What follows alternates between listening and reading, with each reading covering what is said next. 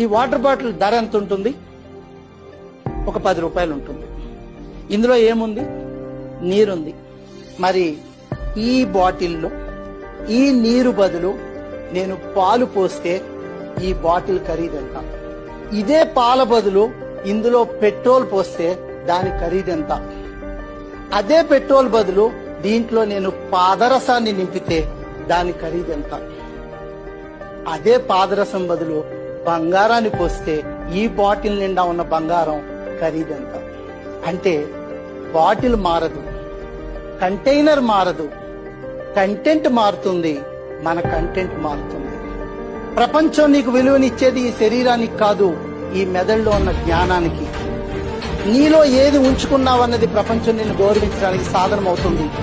నీ విలువ పెంచుకోవాలంటే నీ కంటైనర్లో ఏ కంటెంట్ ఉండాలో నువ్వే నిర్ణయించుకో.